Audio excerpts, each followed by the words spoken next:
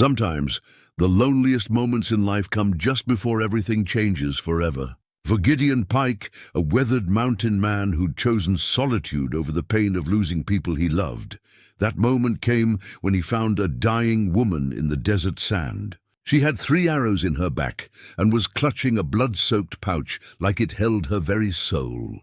"Please, don't touch it," she whispered. But his wolf knocked the pouch open anyway. What fell out wasn't treasure. It was a twisted charm, made of bone and hair, that felt ancient and wrong. That night, voices started riding the desert wind. Voices from Gideon's past that he'd spent years trying to forget. The woman lived, but something else awakened too. Now the land itself seemed to be rotting around them. What was in that cursed charm? And why did it feel like his buried secrets were crawling back to destroy him? Before we jump back in, tell us where you're tuning in from. And if this story touches you, make sure you're subscribed, because tomorrow I've saved something extra special for you. The high desert of Montana had a way of making a man face his demons, whether he wanted to or not. Gideon Pike had learned that lesson the hard way over the past 3 years, ever since he'd walked away from everything that resembled civilization and made these unforgiving mountains his home. The silence out here wasn't peaceful, it was demanding. It asked questions a man didn't want to answer and served up memories he'd rather leave buried. This morning started like every other for the past 1,000 mornings. Before dawn broke over the jagged peaks that surrounded his valley, Gideon was already up, checking his trap lines with Echo padding silently beside him. The wolf, though Gideon suspected Echo had more dog in him than he let on, had been his only companion since that first winter when the animal had simply appeared at his cabin door. Half-starved and looking as lost as Gideon felt, the trapping knife hanging from Gideon's belt had belonged to his father, and his father's father before that. The bone handle was worn smooth from decades of use, and the blade held its edge despite the countless times it had been honed against the whetstone back at the cabin. Working these mountains with his father's tools felt like keeping faith with something larger than himself. Even when faith seemed like a luxury he couldn't afford. Echo's ears pricked forward as they approached the North Ridge trapline. The wolf's hackles rose slightly, and he let out a low whine that Gideon had learned to interpret as unease. In 3 years of running these hills together, Echo had never steered him wrong when it came to sensing trouble. The animal had an uncanny ability to read the land's moods, to know when something didn't belong. That's when Gideon saw her.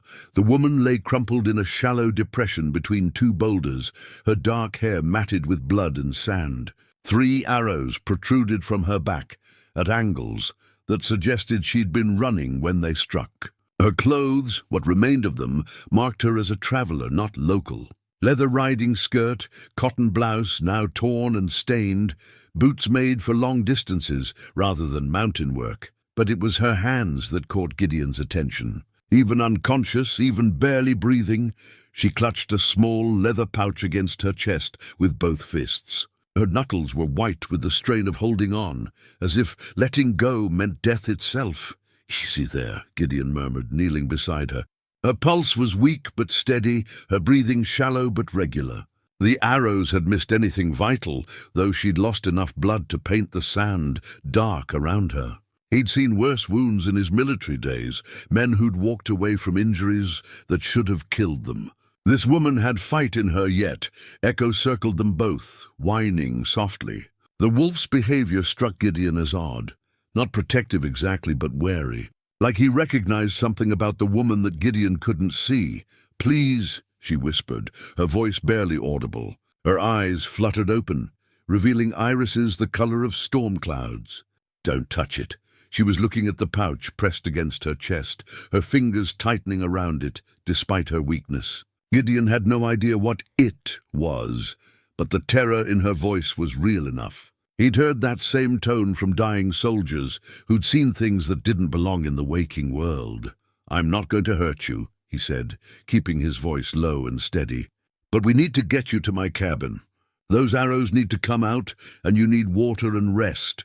She tried to shake her head, but the movement sent a spasm of pain across her face. "They're coming," she managed. "The brothers." They want what's mine, brothers. That could mean anything. Siblings, fellow travelers, members of some religious group. But the way she said it like a curse word suggested something darker.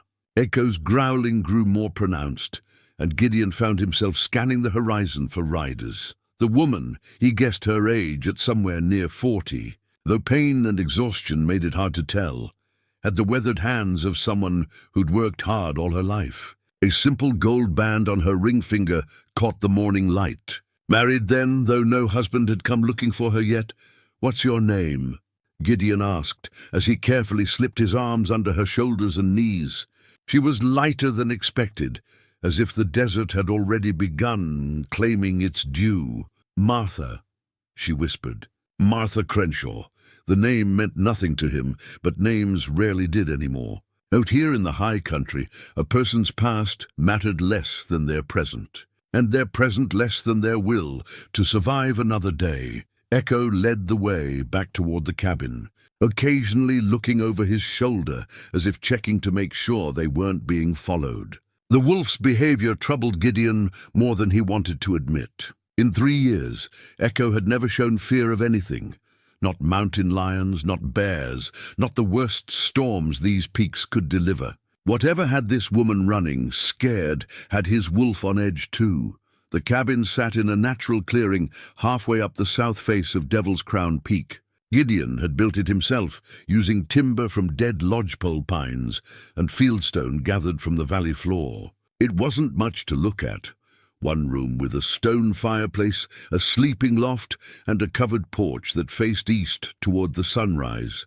But it had weathered 3 Montana winters without complaint. More than he could say for some of the finer houses he'd known in his previous life. Inside, he laid Martha on his own bed and set about building up the fire. The arrows would have to come out, but that meant heated water, clean cloth, and steady hands. He'd performed field surgery before, though never on someone who might be carrying whatever had Echo so spooked. "The pouch," Martha whispered when she saw him preparing his medical kit. "Promise me you won't open it." Gideon paused in his work, studying her face. Fear had carved deep lines around her eyes, but underneath it he saw something else. Determination, maybe, or resignation. The look of someone who'd already accepted that death might be the kindest outcome. "I promise," he said, though the words felt heavier than they should have. As he worked to remove the first arrow, Martha drifted in and out of consciousness. During her lucid moments, she muttered fragments that made little sense.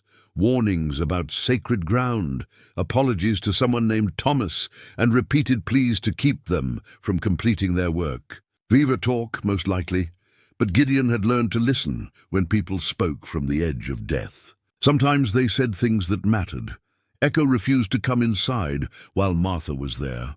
The wolf paced the porch, occasionally letting out low howls that seemed to echo off the surrounding peaks longer than they should have. When Gideon stepped outside to check on him, he found Echo staring not at the cabin, but at something beyond it, something only the wolf could see. "What is it, boy?"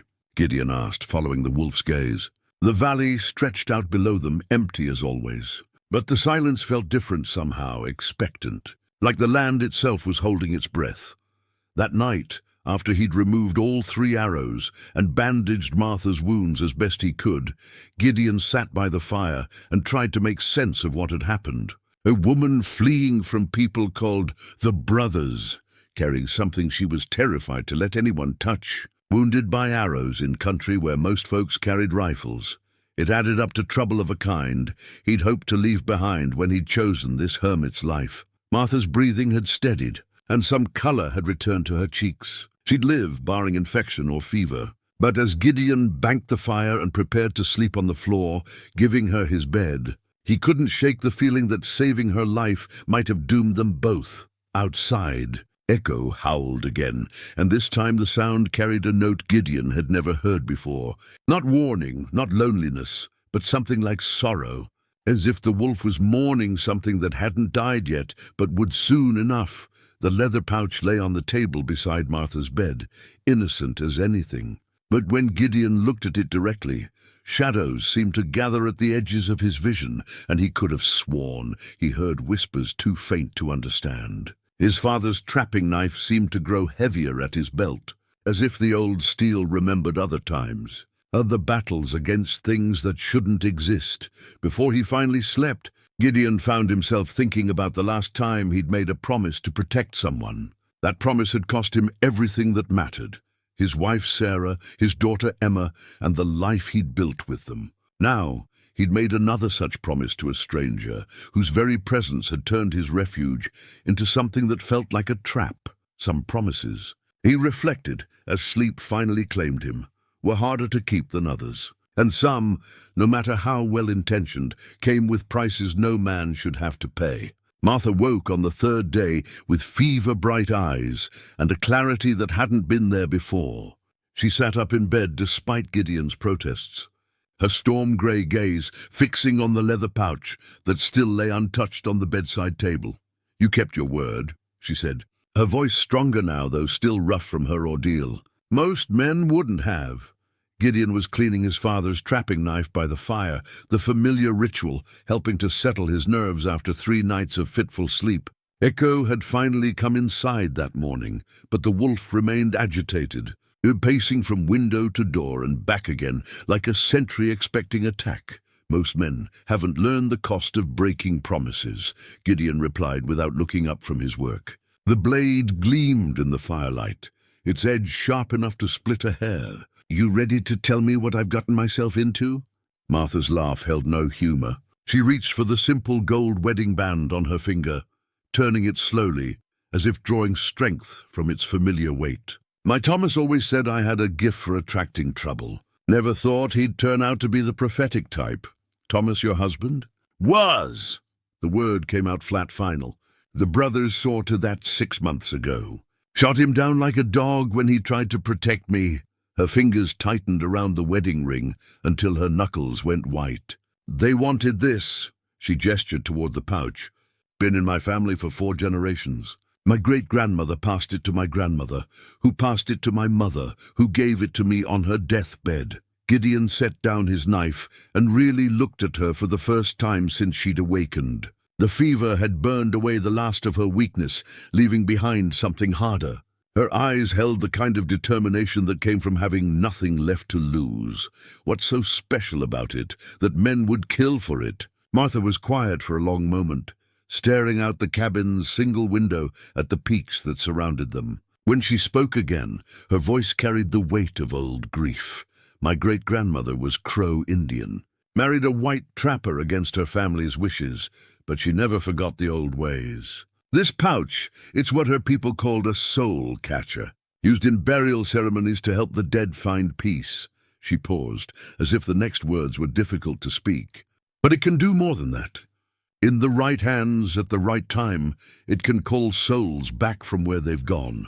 The fire popped in the silence that followed, sending sparks up the chimney. Outside, Echo whined softly, and Gideon found himself thinking about voices in the wind that shouldn't exist. "And the brothers know this?" "They're not just killers," Martha said. "They're what's left of an old death cult that's been hunting artifacts like this for decades. Their leader calls himself Brother Mordecai, though I suspect that's not the name his mother gave him. He believes that death is just another boundary to be crossed, another territory to be conquered." Her hand moved instinctively toward the pouch, then stopped. "Thomas was one of them once. Before he met me, before he learned there were some prices too high to pay." The pieces were starting to fit together in ways that made Gideon's stomach tighten. "He stole it from them. He saved it from them." "There's a difference." Martha's voice carried fierce pride mixed with old pain. "Thomas died protecting something sacred, something that was never meant to be used the way the brothers want to use it. They want to perform a ritual on the winter solstice.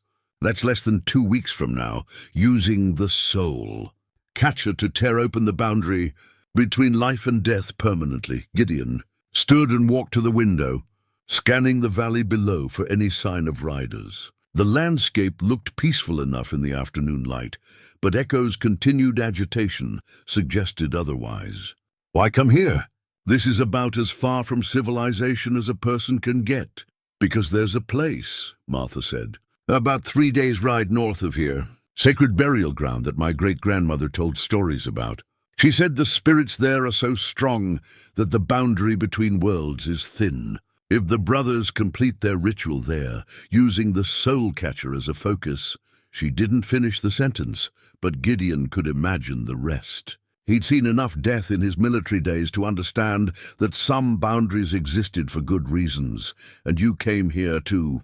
What? Hide it, to bury it properly, to let my great-grandmother's spirit rest and make sure the brothers can never use it for their blasphemy. Martha swung her legs over the side of the bed, testing her strength. I knew they were following me, but I hoped I could reach the burial ground before they caught up. Those arrows suggest otherwise. They were closer than I thought. I managed to kill 2 of them before they put me down, but there are more coming. Always more. She stood carefully, one hand pressed against her bandaged ribs. I won't ask you to come with me, Gideon Pike. You've already done more than any stranger had a right to expect. Just give me supplies enough for 3 days and I'll be out of your hair. Gideon turned from the window to study her face. Determination, yes, but also acceptance of what was likely a suicide mission. She knew she wouldn't survive another encounter with the brothers, not in her condition, not alone. But she was willing to die trying because some things mattered more than living. He recognized that look. He'd seen it in the mirror every morning for 3 years.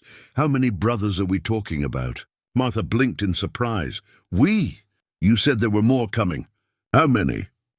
She paused, hope and disbelief warring in her expression. Brother Mordecai travels with at least 12 men, killers and fanatics, every one of them. They won't stop until they have the soul catcher or until they're all dead. Then I guess we better make sure it's the latter. Gideon moved to his gun rack and began checking his rifles. His father's old Winchester, the military-issue Springfield he'd carried home from the war, and a newer Remington he'd acquired for hunting big game. All clean already. 3 days to sacred ground, you said? Gideon, you don't understand. These men, they're not ordinary outlaws. They've been touched by whatever dark power they serve. They don't feel pain the way normal men do, don't fear death because they think their master will bring them back. Martha's voice took on an urgent edge. And the closer we get to the burial ground, the stronger that power becomes. Strange things happen. Impossible things. Echo suddenly bolted upright from where he'd been lying by the fire. The wolf's ears flattened against his head, and a growl rumbled deep in his chest. He was staring at the leather pouch on the table, as if it had just moved. Gideon followed the wolf's gaze and felt ice form in his gut. The pouch was exactly where he'd left it, but something was different. The leather seemed darker somehow, and he could have sworn he saw it pulse once, like a heartbeat. It started, Martha whispered. The soul catcher knows we're talking about moving it, about taking it home. She looked at Gideon with eyes that held both gratitude and terror. There's no backing out now. Whether you come with me or not, whether I live or die, this ends at the sacred burial ground. Outside, the wind had picked up, carrying with it the distant sound of hoofbeats. Echo's growl deepened, and his hackles rose until he looked more wolf than dog. They've found us, Martha said unnecessarily. Gideon checked his weapons one more time, then looked at the woman who'd brought death and damnation to his refuge in the mountains. 3 years of peace and solitude, ended by a dying stranger and a cursed artifact that could raise the dead. He thought about his wife, Sarah, and daughter, Emma. Both gone because of choices he'd made, promises he'd failed to keep. Maybe it was time to make different choices. Maybe redemption lay not in hiding from the consequences of the past, but in facing whatever came next, with courage instead of cowardice. Then I reckon it's time to go, he said, shouldering his rifle. Echo, come on, boy. We've got a long ride ahead of us. The hoofbeats were getting closer. They left the cabin through the back window as the hoofbeats grew closer, Gideon carrying his father's brass compass along with their hastily packed supplies. The compass had guided 3 generations of pikemen through these mountains, and its steady needle pointing true north felt like a blessing as they slipped into the pine forest that climbed toward the higher peaks. Martha moved better than Gideon had expected, though he could see the cost in the tightness around her eyes. Pain was an old companion to both of them. His from 3 years of punishing himself with isolation and hard living, hers from fresh wounds and older griefs. Echo ranged ahead, his dark form ghosting between the trees as he scouted their path. "Tell me about your family," Martha said as they paused to rest beside a mountain stream. The water ran clear and cold, fed by snowmelt from the peaks above. "The ones you lost." Gideon looked up from filling their canteens, surprised by the directness of her question. Most folks who'd lived hard lives learned not to pry into other people's pain. But maybe Martha figured that people facing death together had a right to know each other's stories. "Sarah and Emma," he said after a moment. "My wife and daughter. Emma was 7 when—" He stopped, the familiar tightness in his chest making it hard to breathe. 3 years, and it still felt like yesterday. When what? Martha's voice was gentle but insistent. "When I made a choice that got them killed." The words came out flat, matter-of-fact.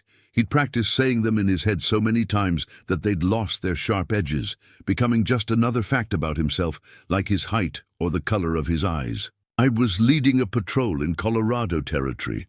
Apache raiders had been hitting settlements, and we were tracking them through canyon country. Should have turned back when the weather started looking bad, but I was young and proud and thought I knew better than the storm clouds." Martha sat down on a fallen log, her attention focused completely on his words. It had been 3 years since Gideon had told this story to anyone, and he found himself remembering details he'd tried to forget. "Flash flood caught us in a narrow canyon. Lost 5 good men in 10 minutes. Swept away like they'd never existed. I made it out because I was lucky, and because Sergeant Murphy pushed me up onto a ledge before the water took him too." Gideon's hands tightened on the canteen. "When I finally got back to Fort Carson, Sarah and Emma were gone. Cholera outbreak while I was chasing ghosts through the desert. If I'd been there, if I'd made the right choice and turned back when I should have—" "You don't know that," Martha interrupted. "Cholera doesn't care if a man's home or away. It takes who it takes."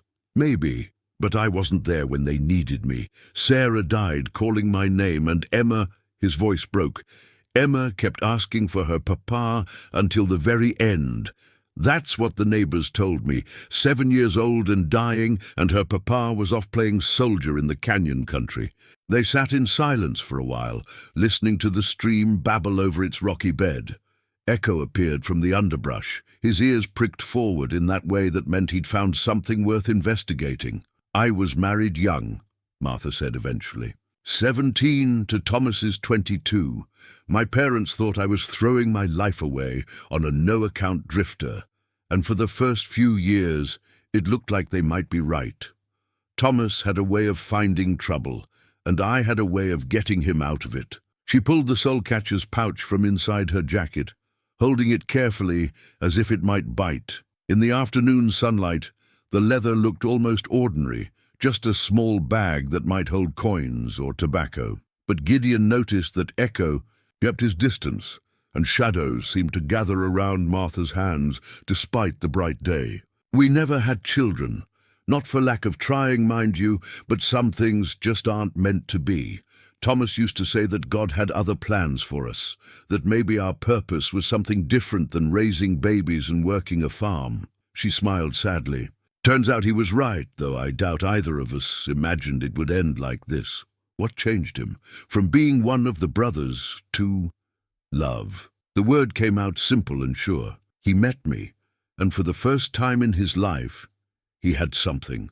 Worth more than power or knowledge or whatever promises Brother Mordecai had made him. The cult teaches that attachment is weakness, that caring for anything more than their cause makes a man vulnerable. Thomas chose vulnerability.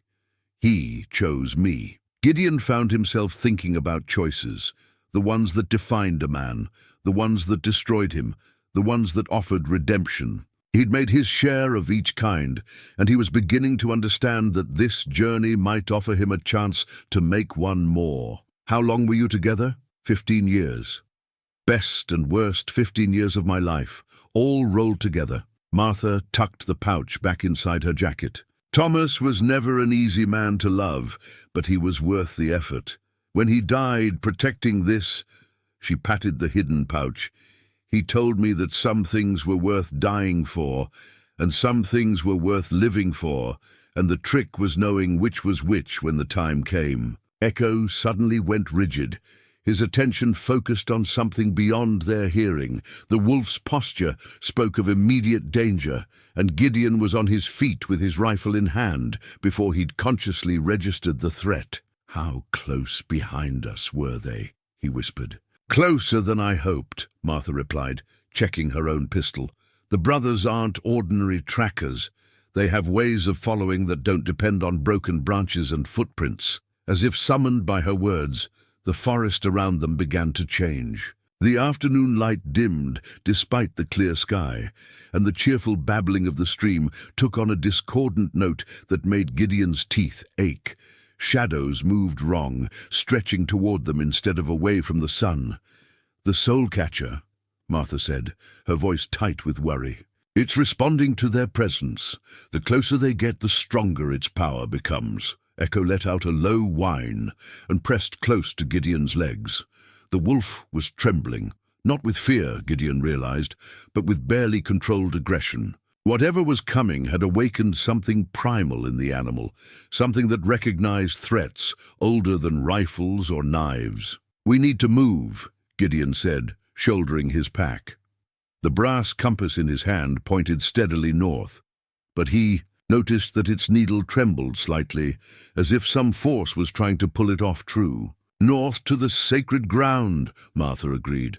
"It's the only place where we might be able to end this." They set off deeper into the mountains, following game trails that wound between ancient pines and over ridges where the wind carried whispers in languages Gideon didn't recognize. Behind them, the wrongness followed like a tide of shadows, and ahead lay sacred ground where the dead were supposed to rest in peace. Gideon gripped his father's compass tighter and tried not to think about what happened to men who disturbed the peace of the dead.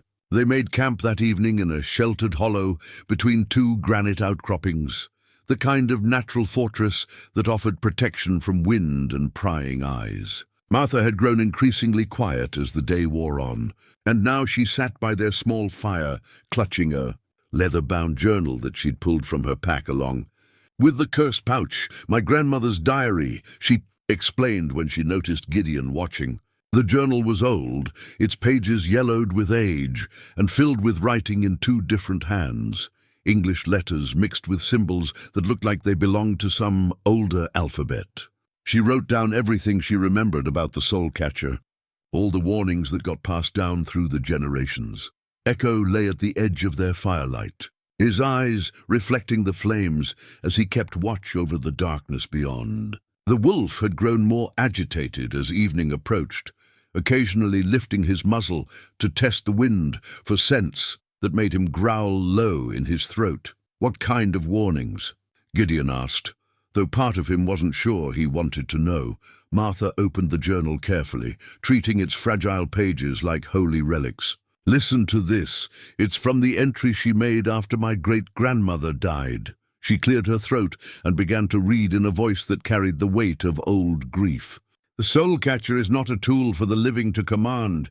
It is a sacred trust, meant to guide spirits home when their earthly journey ends. But in the wrong hands, at the proper time and place, it can tear holes in the fabric between worlds. The ancestors warned that such holes, once opened, cannot easily be closed." The fire popped, sending sparks into the night sky where they mingled with early stars. Gideon found himself thinking about holes in the world, and what might crawl through them if given the chance. "There's more," Martha continued, flipping through pages covered in her grandmother's careful handwriting. "Brother Mordecai came to the reservation again, asking about the old ways, the burial customs. He offered money, more money than our people have ever seen, but the elders turned him away. They say his shadow falls wrong, that dogs won't eat from his hand, and children cry when he passes. The soul catcher must never fall into such hands. Better to destroy it than see it misused." "But you're not planning to destroy it," Gideon observed. "I can't. According to the diary, destroying it would release all the souls it's helped guide over the years. Hundreds of spirits trapped between worlds, neither living nor properly dead. Martha's fingers traced the journal's worn edges. The only safe way to end its power is to return it to sacred ground and perform the proper burial rites. Let the ancestors reclaim what was always theirs. The wind shifted, carrying with it a scent that made Echo bare his teeth. Not quite death, not quite decay, but something wrong that seemed to seep into the very air around them. Gideon recognized the smell from his military days, the battlefield stench that clung to places where too many men had died badly. "They're close," Martha whispered, closing the journal and holding it against her chest like armor. "How close?" Before she could answer, they heard it, the sound of horses moving through the forest, but moving wrong. The hoofbeats came in rhythm that didn't match any living animal. Too slow and too deliberate, like a funeral march played in 4/4 time.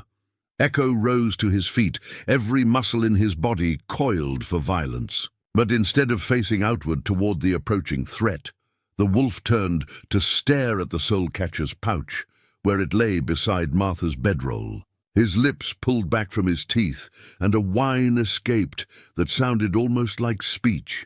"The soul-catcher," Martha said, her voice tight with understanding. "It's calling to them, or they're calling to it. The closer they get, the stronger the connection becomes."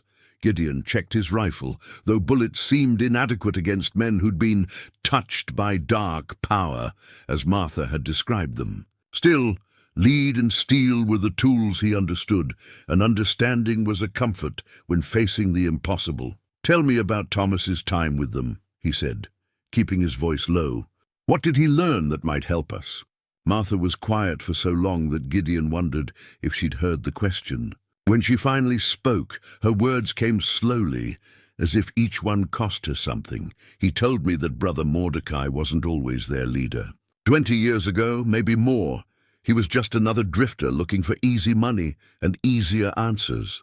But he found something in the desert, some artifact or tome or place of power that changed him, made him into something else."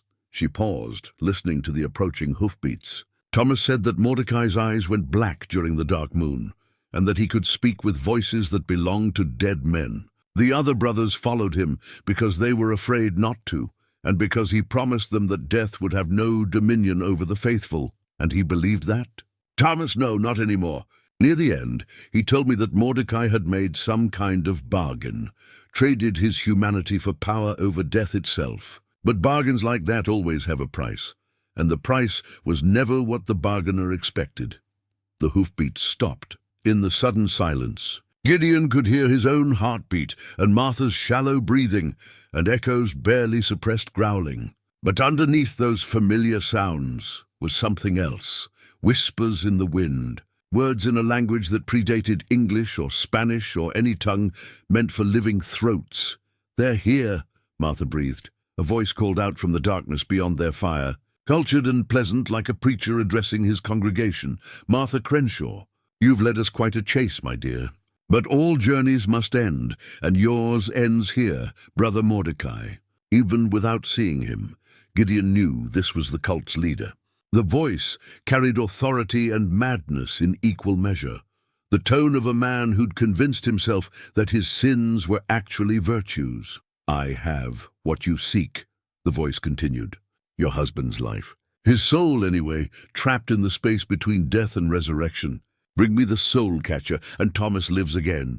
Refuse, and he suffers eternally in the darkness between worlds." Martha's face went white in the firelight. Her hand moved instinctively toward the pouch, then stopped as if she'd touched something burning. "He's lying," Gideon said quietly. "Maybe, but what if he isn't?" The pain in her voice was raw, immediate. "What if Thomas is out there somewhere, waiting for me to save him?"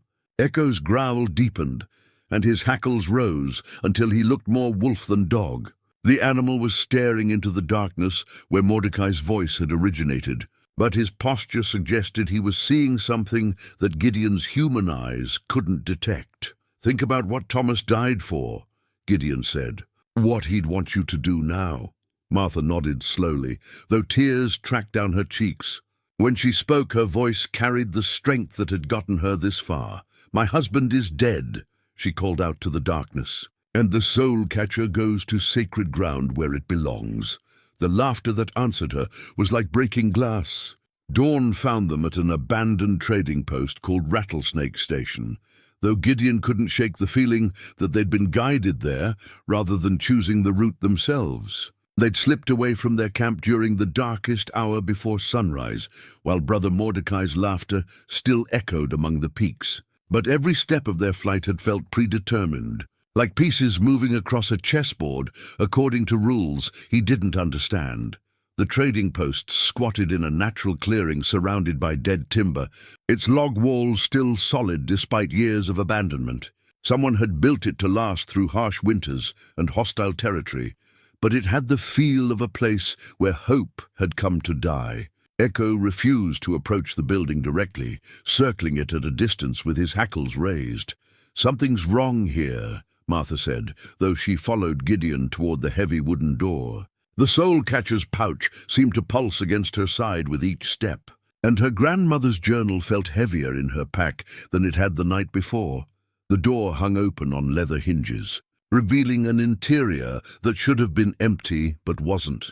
Tables and chairs remained arranged as if customers might arrive at any moment, and the bar still held bottles of whiskey that caught the morning light like amber jewels. But everything was covered in a fine layer of dust that hadn't been disturbed by wind or weather, the kind of stillness that spoke of supernatural. Preservation rather than natural. Abandonment. Gideon's boots echoed on the plank floor as he approached the bar, where a leather-bound guest registry lay open to pages covered in names and dates. Most of the entries were unremarkable, travelers' signatures and brief notes about weather or road conditions. But the last few entries made his blood run cold. Brother Ezekiel, October 15th, in service to the Order of the Bone, he read aloud. Brother Nahum, same date, seeking sacred ground. Brother Mordecai, his voice caught. October 20th, the faithful gather for the great work. Death shall have no dominion. Martha leaned over his shoulder to read the dates, her face pale in the dusty light filtering through broken windows. October 20th was 3 days ago. They've been here recently, planning something. More than planning. Gideon flipped back through the registry's pages, finding similar entries dating back months. They've been using this place as a base of operations. Look at this. Supply lists, scouting reports, ritual preparations. The registry told a story, written in careful handwriting and cryptic symbols. The Brothers of the Bone had been methodically preparing for something they called the Great Opening, gathering artifacts and followers from across the territories. Martha's soul catcher wasn't their only prize. They'd been collecting sacred objects from a dozen different tribes, building what looked like a supernatural arsenal. Echo's warning bark brought Gideon's head up sharply. The wolf stood at the trading post's front window, staring out at the forest, with every muscle tensed for flight or fight. When Gideon joined him at the window, he saw what had spooked the animal. Bodies hung from the trees at the clearing's edge. They weren't fresh. The mountain air had mummified them rather than letting them rot, but their position suggested they'd died badly. Men and women both, strung up with their arms spread wide like grotesque scarecrows. Their clothes marked them as travelers, people who'd had the misfortune to stumble across the brothers' operations. "Jesus," Martha whispered, following his gaze. "How many?" Gideon counted silently. "Dozen, maybe more. They're arranged in a pattern, some kind of ritual circle around the clearing." He studied the positioning more carefully, noting how the bodies faced inward toward the trading post. "This whole place is set up like a trap, or a summoning circle. For what?" Before he could answer, the temperature in the trading post dropped 20 degrees in as many seconds. Their breath began to fog, and frost formed on the inside of the windows, despite the warm October morning outside. The whiskey bottles on the bar began to vibrate, creating a low humming that seemed to come from the earth itself. Martha grabbed the soul-catcher's pouch through her jacket, and the humming intensified until it felt like standing inside a church bell. "It's responding to something," she said through gritted teeth. "Something close." Echo's bark turned into a howl that spoke of primal terror, and suddenly the trading post was full of voices. Not the whispers they'd heard the night before, but clear speech in languages both familiar and strange. English mixed with Spanish, mixed with tongues that predated European settlement by centuries. "The sacred ground calls to its own," said a woman's voice that might have been Martha's grandmother. "The soul catcher knows its home. Blood has been spilled in preparation," added a man's voice that carried the authority of old chiefs and medicine men. "The brothers seek to open what should remain closed." "Thomas," Martha breathed. And Gideon heard it too, her husband's voice among the others, speaking words of warning and love. "Martha, my heart, you must not let them complete the ritual. The soul catcher is the key, but you are the lock. Without your willing participation, their power is incomplete." The voices faded as quickly as they'd come, leaving behind only the normal sounds of mourning in the mountains. But the trading post remained cold, and the soul catcher continued to pulse against Martha's side like a second heartbeat. "Did you hear?" Martha started to ask. "Thomas." "Yeah, I heard him." Gideon moved away from the window, uncomfortable with how easily he was accepting supernatural conversations. "He said you were the lock. What did he mean?" "I don't know. The diary mentions something about bloodline connections, about how certain artifacts can only be properly used by descendants of their makers, but—" She stopped suddenly, her face going white. "Oh God, that's why they let me escape. That's why they're herding us towards sacred ground instead of just killing us and taking the soul catcher. They need you alive.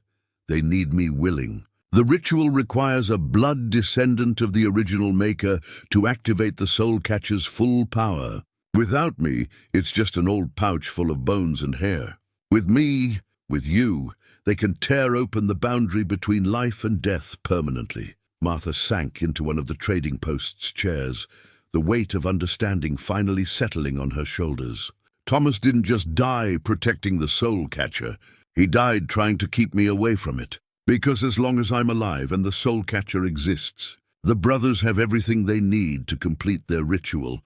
Outside, Echo's howling took on a different quality, not warning now, but mourning, as if the wolf understood that their enemies had already won the most important victory, and everything that followed would just be aftermath. Gideon checked his rifle and moved to bar the trading post's door, though he suspected that wooden planks wouldn't stop men who commanded the voices of the dead. "Then we better make sure they don't get the chance to use what they have." The frost on the windows began to melt, but the cold in Gideon's bones remained. They left the trading post as the sun reached its zenith, but not before Gideon had cut down the bodies from the trees and given them what burial he could manage in the rocky soil. Martha had watched him work in silence, and when he finished, she'd said a prayer in the Crow language that her great-grandmother had taught her. The words felt right in this place of death, even if Gideon couldn't understand them. Echo wore a leather collar that had belonged to another life, another world where little girls made gifts for their father's wolf companion. Emma Pike had been 8 years old when she'd carefully tooled the leather with flowers and birds, her small hands working the needle with the patience that came naturally to children who lived in the vast spaces of the frontier. Gideon touched the collar now as they climbed toward the high passes, remembering the pride in his daughter's eyes when she'd presented it to Echo that last Christmas they'd all been together. "She was beautiful," Martha said, noticing his gesture. They'd been walking in companionable silence for the better part of an hour, following game trails that wound through stands of aspen and pine. "Your daughter? I can see her in the way you move, the way you check over your shoulder to make sure. Everyone's keeping up," Gideon hadn't realized. He was doing that, the automatic patrol leader's gesture that had kept his men alive, through 2 years of fighting in hostile territory. Some habits died hard, and some never died at all. Emma would have been 10 now, he said, surprised by how easily the words came. 3 years of isolation had made him forget the comfort of sharing grief with someone who understood loss. She wanted to be a doctor when she grew up, said she was going to heal all the hurt things in the world. And Sarah was the strongest person I ever met. Came west with her parents when she was 16, survived 2 Indian raids and a winter that killed half the settlement. then married a soldier who spent more time away than home. He paused to check their back trail, though he knew the brothers weren't following, not yet. She used to say that strength wasn't about never being afraid. It was about being afraid and doing what needed to be done anyway. Martha shifted the soul catcher's pouch to a more comfortable position, though Gideon noticed she never let it rest easy.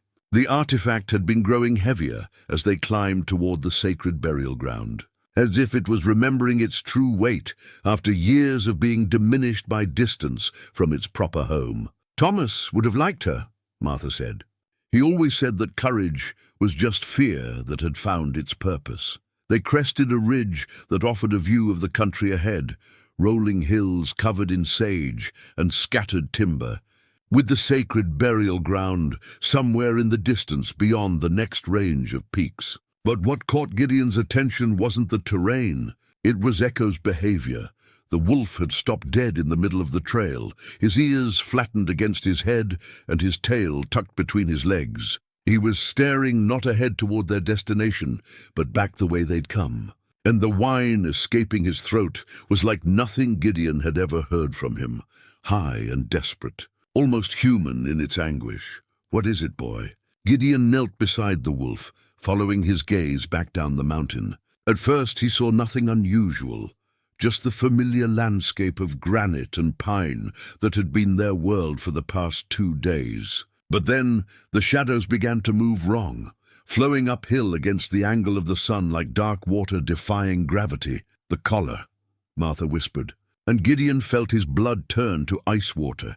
Echo's leather collar, Emma's gift, was glowing with a soft blue light that pulsed in rhythm with the soul catcher's own emanations. But more than that, images were forming in the leather's tooled surface. Faces that Gideon recognized despite the years and the impossible circumstances. Sarah's face, exactly as she'd looked on their wedding day. Emma's, bright with the joy that had defined her short life. And others, the men from his unit who died in the canyon flash flood, their features unmarked by the violence that had claimed them. "They're here," Martha said, her voice tight with understanding. "All of them. The soul catcher is calling to every spirit that has unfinished business with us. That's not possible. Nothing about this is possible. But look around you, really look." Gideon did, and saw that the entire mountainside had become something from a fever dream. The pine trees swayed without wind, their needles falling upward into a sky that held stars despite the bright afternoon sun. Animals moved through the forest, deer and elk and smaller creatures, but they cast no shadows and left no tracks. And their eyes held the patient sorrow of the long dead. "The boundary between worlds is thinning," Martha continued. "The closer we get to sacred ground, the more the soul catcher remembers its true purpose. But the brothers have corrupted that purpose, twisted it into something it was never meant to be." Echo's collar pulsed brighter, and suddenly Emma's voice filled the air around them, clear as if she were standing right there. "Papa, you have to let us go." Gideon spun around, searching for the source of the voice, but saw only Martha's sympathetic face and the impossible landscape that surrounded them. "Emma, we can't rest while you carry so much pain." "Papa, we've been waiting for you to forgive yourself. But the bad men want to use our waiting for terrible things." Sarah's voice joined their daughters, carrying the same gentle strength that had sustained Gideon through years of war and hardship. "My love, you have to choose. Hold on to us and give the brothers what they need, or let us go and save everyone else." The voices faded, but Echo's collar continued to glow, and Gideon understood with crystal clarity what Martha had meant about being the lock. The soul catcher didn't just hold the spirits of Martha's ancestors, it was connected to every soul that had unfinished business with its bearer. His wife and daughter weren't trapped in the artifact, but their spirits couldn't find peace while he held on to guilt that bound them to the living world. "That's why they need you alive," he said to Martha. "And that's why they've been content to herd us towards sacred ground instead of forcing a confrontation. They know that the closer we get, the stronger the pull becomes. The harder it gets to resist using the soul catcher for our own purposes, to bring back the ones we've lost, to ease our own pain, no matter what it costs everyone else. Martha nodded slowly, tears tracking down her cheeks as she looked at the soul catcher's pouch. Thomas tried to warn me about this, about how love could become the deadliest trap of all. Around them, the spirit animals continued their silent procession, and the stars grew brighter in the impossible sky. Sacred ground was still a day's travel ahead, but Gideon was beginning to understand that the real journey had nothing to do with distance. It had to do with learning when to hold on and when to let go. The sacred burial ground lay in a natural amphitheater carved into the mountainside, its ancient stone markers arranged in patterns that spoke of ceremonies older than written history. But what stopped Gideon cold wasn't the site's obvious power. It was the figure kneeling among the burial stones, very much alive and wearing the face of a dead man.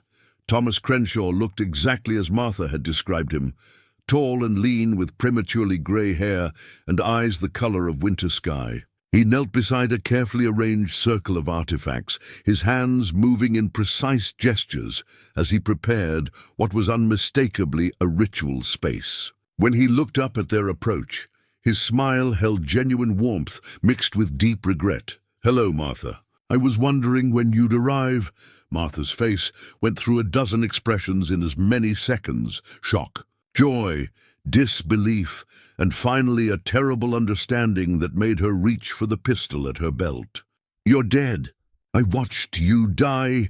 You watched me choose a different kind of death," Thomas corrected gently. He rose from his work, brushing dust from his knees with movements that seemed completely normal, completely human. "Brother Mordecai offered me a bargain 6 months ago. My life in exchange for leading you here to this place, at the proper time." Echo had gone completely still beside Gideon, not growling or whining, but simply watching with the patient attention of a predator calculating distances. The wolf's silence was somehow more unnerving than his earlier agitation. "The arrows," Martha said, her voice barely above a whisper. "The blood, the way you died in my arms, all real. Death was necessary to complete the transformation, to make me into something that could serve as an anchor between the living world and the realm of spirits." Thomas gestured to the ritual circle around him, and Gideon saw that it wasn't just artifacts arranged there. It was bones, human bones arranged in patterns that hurt to look at directly. "I died for you, Martha, but I also died for this." Gideon felt pieces clicking into place with the cold precision of a rifle's action. The soul catcher wasn't the prize. She was. "Oh, the soul catcher is essential," Thomas agreed. "But you're right, Martha is the true prize. A direct descendant of the original maker, carrying 4 generations of spiritual connection in her bloodline. Combined with the soul catcher and the proper ritual space, she can open a permanent doorway between life and death." Martha's pistol was in her hand now, though she hadn't raised it yet. "And you've been planning this for 6 months. The whole time we were running, you were already here setting the trap. I've been here for 3 days preparing the site. The brothers you've been fleeing, they're real enough and dangerous enough. But they were never meant to catch you. They were meant to drive you here to this place at the moment when the boundary between worlds is thinnest. The winter solstice," Gideon said. "Tonight, actually. The solstice moon rises in 4 hours, and the ritual must begin at moonrise to be properly effective." Thomas's expression remained calm, almost conversational, as if he were discussing the weather rather than cosmic blasphemy. "I know how this must look to both of you, how it must feel. But you have to understand, this is bigger than any of our individual desires or fears." From inside his jacket, Thomas pulled an object that made the soul catcher's pouch pulse with answering energy. It was a medal, bronze with a blue ribbon, and Gideon recognized it with a shock that felt like a physical blow. A Congressional Medal of Honor. His Congressional Medal of Honor. The one he'd hidden away after Sarah and Emma's deaths, because it represented everything he'd lost faith in. Duty, honor, the idea that individual sacrifice could serve a greater good. Where did you get that? From your cabin after Martha collapsed nearby? Your Captain Gideon Pike, formerly of the Colorado Volunteers. The ghost of Canyon Creek. They called you after you held off 300 Apache warriors with just 40 men. Thomas turned the medal over in his hands, and Gideon could see his own name engraved on the back. A genuine war hero, though you've spent the last 3 years trying to convince yourself otherwise. The world seemed to tilt sideways as implications cascaded through Gideon's mind. You've been planning this longer than 6 months, 2 years. Ever since Brother Mordecai learned about Martha's bloodline and began searching for the proper catalyst, someone whose connection to the spirit world was strong enough to anchor the ritual, but whose guilt and grief made them vulnerable to manipulation. Thomas's smile held genuine admiration. A man carrying the souls of everyone he'd failed to save. A man whose wife and daughter couldn't find peace because his guilt kept calling them back. Echo's collar pulsed brighter, and Emma's voice whispered through the evening air, "Papa, he's telling the truth." "About the guilt, about us. We've been trying to cross over for 3 years, but we can't leave while you're still punishing yourself." Sarah's voice joined their daughter's. "Let us go, my love. Let us rest. Don't let our deaths become the key to everyone else's damnation." Martha had raised her pistol now, though her hands shook with emotion rather than fear. "You used me. Used my love for you to—" "I saved you," Thomas interrupted. "Do you think Brother Mordecai would have been gentle in convincing you to cooperate? This way, you came willingly, driven by love rather than torture. This way, you have a choice." "What choice?" Thomas gestured to the ritual circle, where the winter moon was beginning to cast shadows despite still being below the horizon.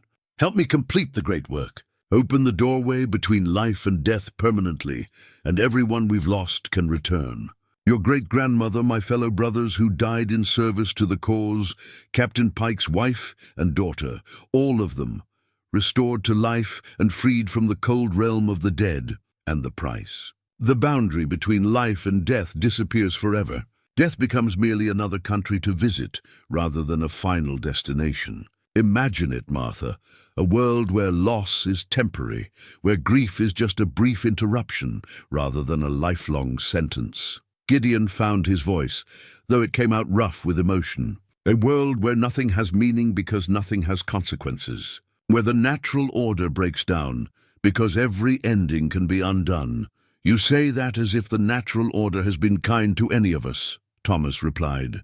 "Has it been kind to you, Captain, losing your family to disease while you fought for strangers? Has it been kind to Martha watching her husband die for a cause she never understood?" The medal in Thomas's hand pulsed with the same blue light as Echo's collar and the soul catcher's pouch. 3 artifacts, 3 connections to the spirit world, 3 anchors for a ritual that would reshape reality itself. "The choice is yours," Thomas continued. "Both of yours. Help me complete the ritual, and death loses its sting forever. Refuse, and Brother Mordecai arrives within the hour with methods of persuasion that are considerably less pleasant than conversation." Martha looked at Gideon, her eyes wide with the terrible weight of decision. Around them, the burial ground hummed with power as the hidden moon approached its zenith, and the spirits of the dead pressed close to the boundary between worlds. "What do we do?" she whispered. Gideon touched Echo's glowing collar, feeling Emma's love and Sarah's strength flowing through the leather that connected him to everything he'd lost. For 3 years, he'd been haunted by the question of what he would sacrifice to have them back. Now he was about to find out if love was strong enough to choose loss over damnation. "We do what they would want us to do," he said quietly. "We let them go." Thomas's face hardened as he realized he'd miscalculated. He was hoping it wouldn't come to this. The ritual circle flared to life around him, and the real battle began. The stone markers that ringed the sacred burial ground began to glow with the same blue light that emanated from Echo's collar and Gideon's medal. As Thomas raised his hands to begin the ritual, the very air seemed to thicken with spiritual energy that made breathing difficult and thinking even harder. This was power older than the mountains themselves, accumulated over centuries of burial ceremonies and prayers for the peaceful rest of the dead. Martha's pistol tracked Thomas as he moved between the arranged artifacts, but her hand trembled with more than anger. The soul-catcher's pouch at her side pulsed in rhythm with the stone markers, and Gideon could see the conflict written across her face: love warring with duty, grief wrestling with wisdom. "You don't have to do this," Thomas said, as he placed Gideon's medal at the center of the ritual circle. "I can feel your pain, Martha, your longing. The soul catcher connects us now. I know how much you want me back, how much Captain Pike wants his family restored." "That's the problem," Gideon replied, checking the load in his rifle. "Want and need aren't the same thing." Echo had positioned himself at the edge of the ritual circle, his body tense with supernatural awareness. The wolf's collar blazed brighter as the hidden moon climbed toward zenith, and images continued to flicker across its surface. Emma's face, Sarah's smile, moments from a life that seemed impossibly distant now. Around them, the burial ground was filling with presences that existed just beyond the edge of vision. Gideon caught glimpses of movement in his peripheral vision. Shadows that held human shapes, whispers in languages that predated European settlement by millennia. The ancestors were watching, waiting to see if their sacred ground would become a doorway to damnation. "The brothers should be here by now," Martha said, her voice tight with tension. "Where are they?" Thomas smiled without warmth as he began arranging the human bones in more complex patterns. Brother Mordecai and his followers served their purpose. They drove you here, created the proper atmosphere of fear and desperation, made you willing to trust the lesser evil over the greater one. But they were never truly necessary to the ritual itself. You killed them. I absorbed them. Their spiritual energy, their connections to the realm of the dead, their accumulated power over 3 decades of serving darkness. Thomas's eyes reflected the blue light of the stone markers, and Gideon realized they held depths that didn't belong in any living man's gaze. "Death is just another form of energy, Captain, and energy can neither be created nor destroyed, only transformed." The implications of that statement hit Gideon like a physical blow. "You're not just planning to open a doorway between life and death. You're planning to become something that controls both. Someone has to. The natural order you're so eager to defend. It's broken, Captain. Full of arbitrary suffering, meaningless loss, pain without purpose. I can fix that. Make death voluntary rather than inevitable. Make loss temporary rather than permanent." Thomas gestured to the ritual circle, where the arranged bones were beginning to levitate, spinning slowly in patterns that hurt to watch directly. "All I need is Martha's willing participation to activate the soul catcher's full power, and your medal to anchor the spiritual energy of your military service. And if we refuse, then I take what I need by force, though the ritual will be considerably more painful for everyone involved." Martha lowered her pistol, but not in surrender. Her face had taken on the same determined expression Gideon had seen when she'd first begged him not to touch the soul catcher. "There's a third option." She pulled the leather pouch from inside her jacket, holding it carefully as if it contained live coals. The artifact pulsed with increasing intensity as the moon approached its zenith, and the air around it began to shimmer with heat distortion despite the cold mountain night. "I destroy it," she said simply. "Release all the souls it contains. Break the connection between worlds. Make your ritual impossible." Thomas's composure cracked for the first time since they'd arrived. "You can't. The soul catcher is tied to your bloodline. Destroying it would kill you instantly." "Maybe, but it would also free every spirit trapped between worlds, including yours." Martha's smile held the same gentle strength Gideon remembered from Sarah. "Thomas, you died 6 months ago. What's walking around in your body isn't my husband. It's something that wears his face and speaks with his voice, but it's not him. I am him. I have all his memories, all his feelings for you. You have his echo, his shadow. But Thomas, the real Thomas, would never ask me to damn the world to ease his own pain." The floating bones spun faster, and the stone markers pulsed like massive heartbeats. Around the burial ground's perimeter, the ghostly presences were becoming clearer. Native warriors in traditional dress, Women and children from settlements long forgotten, soldiers from wars that had ended decades ago, all waiting, all watching, all depending on the choices made by three living people in a circle of power older than recorded history. Echo's collar flared suddenly, and Emma's voice filled the air with crystalline clarity. "Papa, we have to go now. The moon is almost ready, and if we don't cross over soon, we'll be trapped here when the doorway opens." Sarah's voice joined their daughter's, urgent with love and fear. "My heart, you have to choose. Save us by letting us go, or lose us forever by trying to hold on." Gideon felt tears on his cheeks as he looked at the glowing collar, seeing his family's faces flickering in the tooled leather. 3 years of guilt, 3 years of self-imposed exile, 3 years of punishing himself for failing to save them. And now he had to fail them again, had to choose their peace over his own desperate need to make amends. "I'm sorry," he whispered to the collar, to the memories, to the love that had sustained and tormented him in equal measure. "I'm so sorry I wasn't there when you needed me." "You're here now, when we need you most," Emma replied, her voice already growing fainter as the spiritual connection began to fade. "That's what matters, Papa. That's what love really means."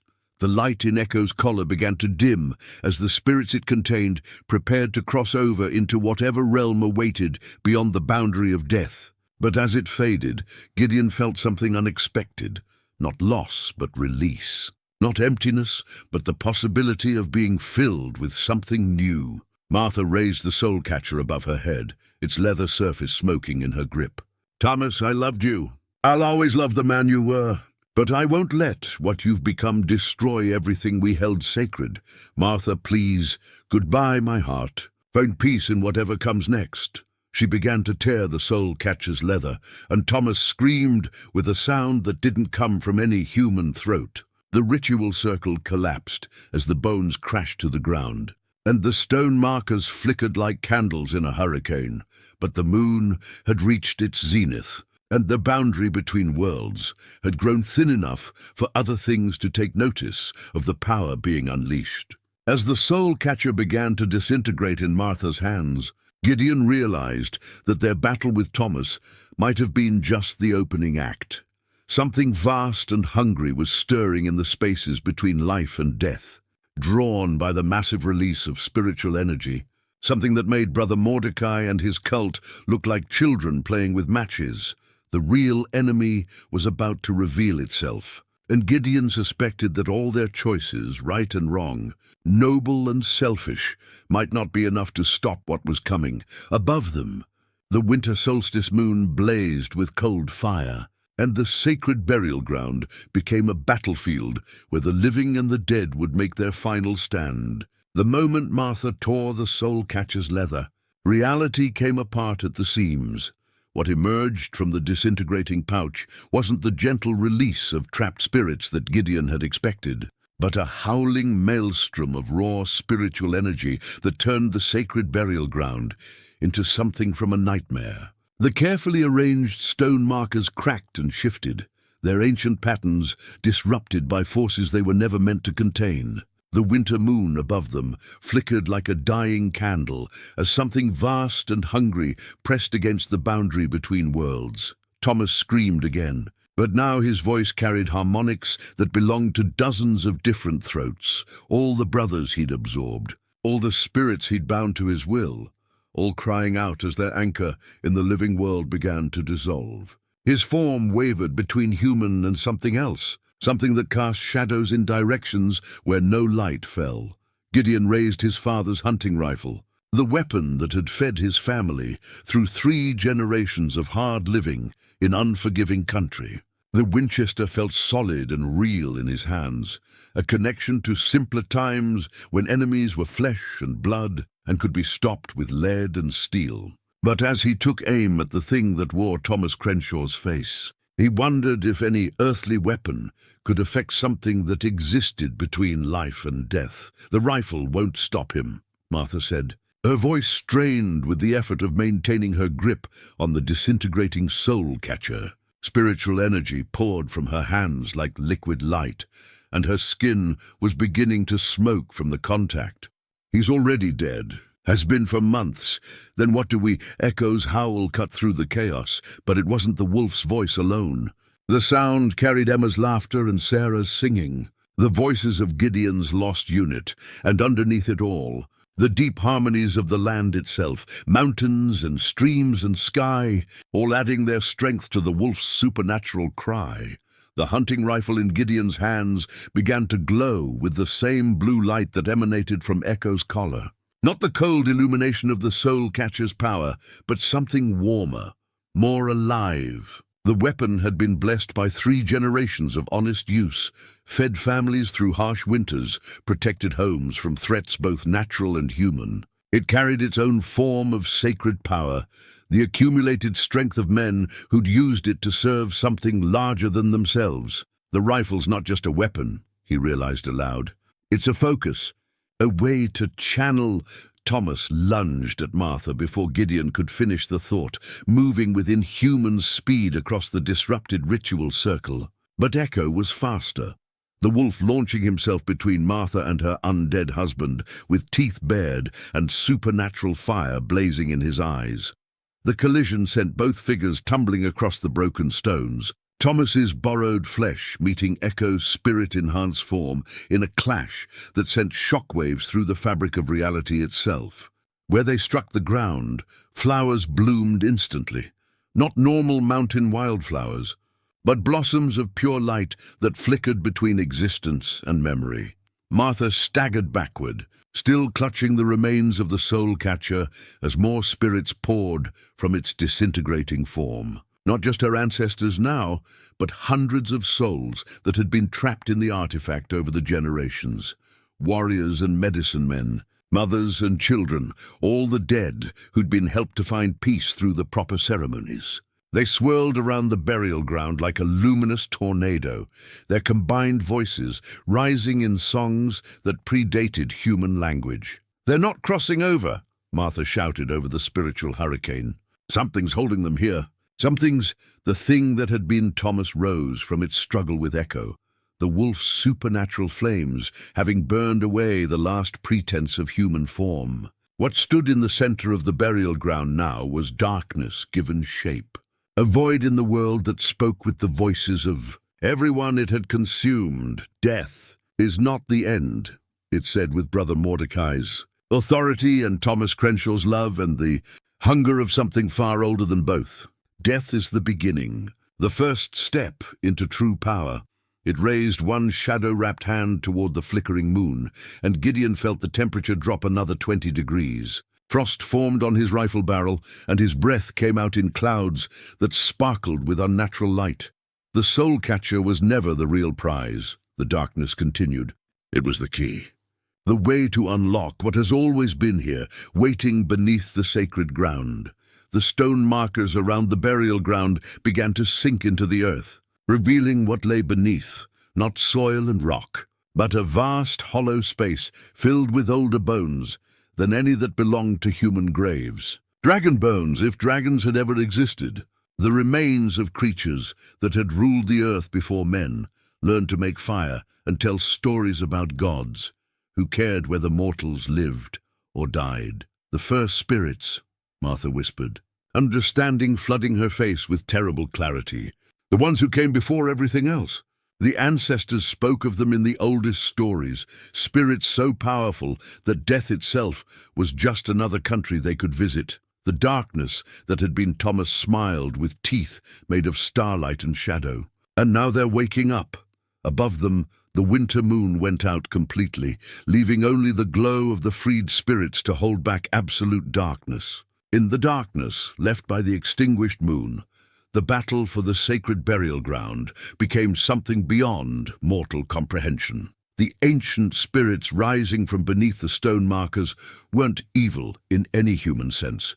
They were simply so old and powerful that mortal concepts of right and wrong had no meaning for them. They were the first children of creation, beings that had existed when the boundary between life and death was just a suggestion rather than a law. Gideon fired his father's hunting rifle at the darkness that had been Thomas, and the blessed bullet struck true.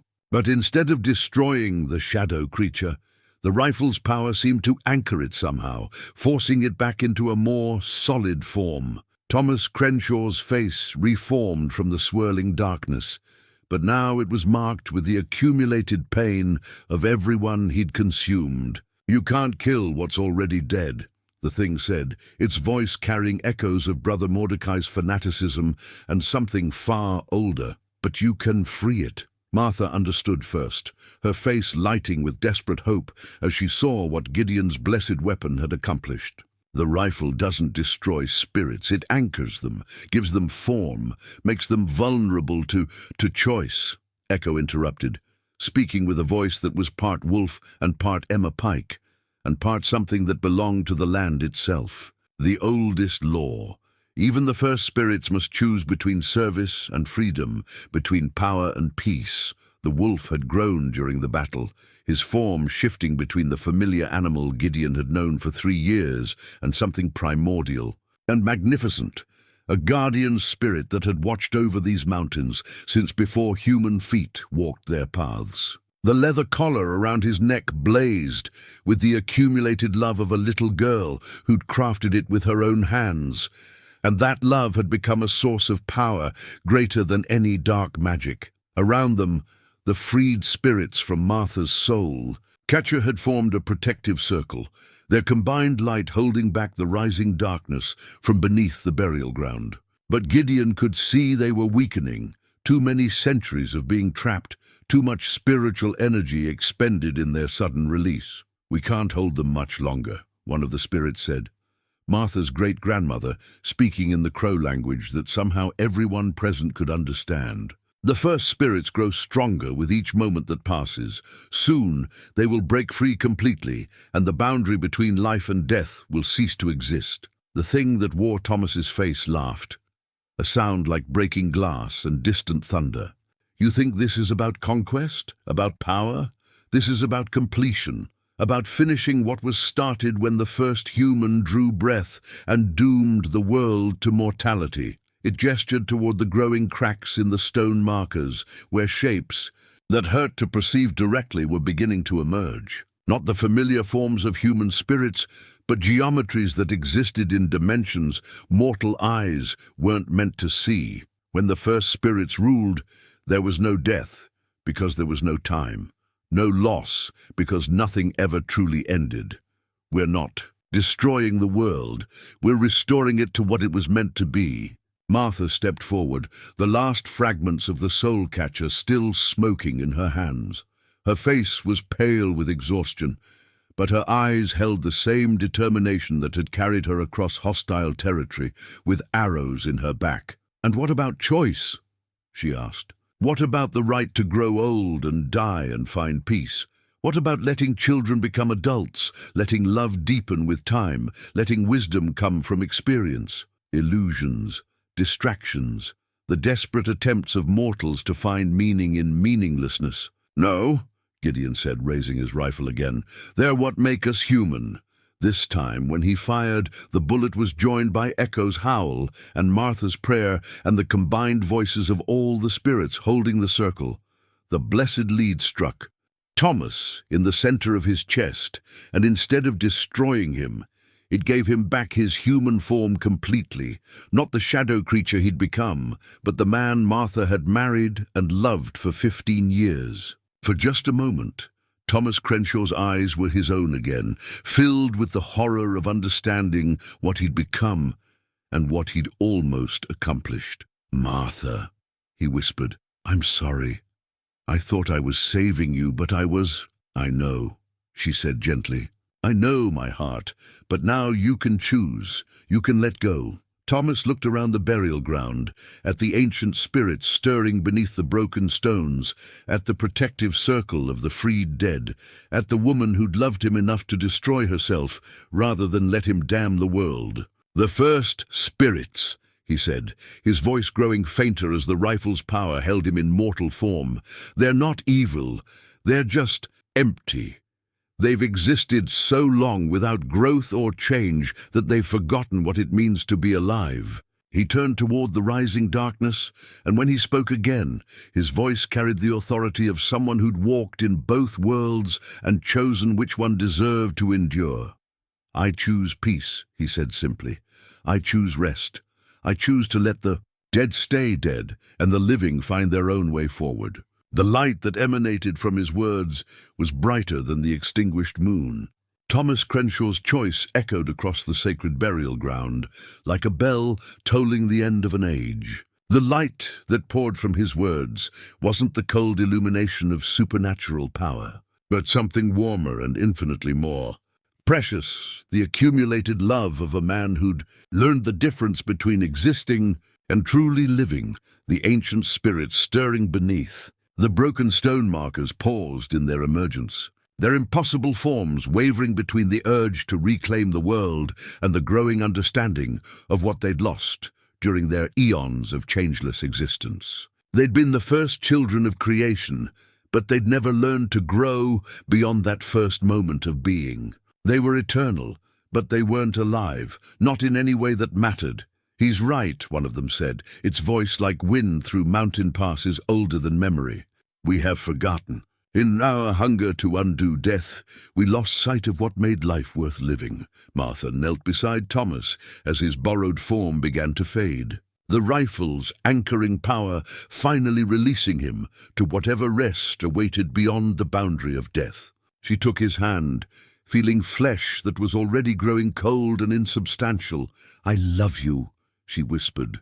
"I'll always love the man you were. And I'll love you from wherever souls go when they finally let go of the world," he replied, his voice growing fainter with each word. "Take care of the sacred ground, Martha. Make sure the ancestors rest in peace." He was gone before she could answer, his form dissolving into motes of light that drifted upward like fireflies seeking the stars. But his passing seemed to give the ancient spirits permission to make their own choice about existence and eternity. One by one, they began to sink back beneath the burial ground, their vast forms folding in on themselves, until they were just memories sleeping in the earth. The last to go paused at the threshold between manifestation and rest, its attention fixed on Gideon with something like gratitude. "The rifle," it said. "Keep it. The world may have need of such blessings again." Then it too was gone, leaving only the familiar silence of the high mountains and the gentle light of stars that had finally become visible again as the winter moon resumed its journey across the night sky. Echo padded over to Gideon, his form settling back into that of an ordinary wolf, though his eyes still held depths that spoke of supernatural awareness. Emma's collar had stopped glowing, but the leather remained warm to the touch, not with otherworldly fire, but with the simple warmth of a daughter's love for her father. "Are they at peace now?" Gideon asked, touching the collar with fingers that trembled slightly. "Sarah and Emma, did they find what they were looking for?" "They found rest," Martha answered, though she was looking not at Echo, but at the place where Thomas had faded away. "All of them did. The dead were never meant to carry the burdens of the living, just as the living were never meant to bear the grief of the dead forever." Together, they began the work of restoring the sacred burial ground. It took the rest of the night, setting the stone markers back in their proper places, gathering the scattered bones from Thomas's broken ritual circle, saying prayers in languages both ancient and modern. By dawn, the site looked much as it had for centuries, a place where the dead could rest, undisturbed, and the living could come to remember. Without being consumed by loss, Martha carved a simple wooden cross from a piece of fallen pine and placed it at the spot where Thomas had made his final choice. She didn't mark it with his name. That belonged to the man he'd been in life, not the thing he'd become after death. Instead, she carved a single word in the Crow language: peace. "What now?" Gideon asked as they prepared to leave the sacred ground. The sun was climbing toward mid-morning, painting the mountains in shades of gold and crimson that spoke of winter giving way to the promise of spring. "Now I go back to the reservation," Martha said, shouldering the pack that no longer carried a cursed artifact. The elders will want to hear what happened here, and there are ceremonies that need to be performed to properly sanctify the burial ground." She paused, studying his face. "What about you?" Gideon looked down at Echo, who was watching him with the patient attention of a companion who understood that some journeys were ending while others were just beginning. The wolf's collar no longer carried voices from beyond the grave, but it still carried the love that had created it. And love, Gideon was learning, was something that could exist without demanding the impossible. "I think it's time I stopped hiding from the world," he said. "Sarah and Emma are at rest now, but there are other people who might need help. Other sacred places that might need protecting." Martha smiled, and for the first time since he'd found her dying in the desert, the expression reached her eyes. "The world can always use another guardian, especially one who knows the difference between serving the dead and serving the living." They parted ways at the base of the mountain, Martha heading south toward the Crow Reservation, and Gideon turning north toward whatever came next. Echo trotted beside him, occasionally looking back toward the sacred burial ground, but showing no inclination to return there. The wolf understood, as animals often do, that some chapters end so that others can begin. 3 months later, Gideon Pike opened a small general store in the frontier town of Cedar Falls, Montana. He served travelers and settlers with quiet competence, never speaking of his military service or the battles he'd fought against supernatural darkness. But those with eyes to see noticed that his wolf companion was uncommonly intelligent, and that the hunting rifle he kept behind the counter seemed to glow faintly in moonlight. Children weren't afraid of him, the way they often were of men who'd seen too much violence. Instead, they sensed something in his steady presence that spoke of safety and protection, the knowledge that some people stood ready to face the darkness so that others could sleep peacefully. And sometimes, on winter nights, when the wind carried voices that shouldn't exist, Gideon would take down his father's rifle and walk the boundaries of the town, with Echo beside him, a guardian keeping watch over the places where the living made their homes and the dead rested in honored peace.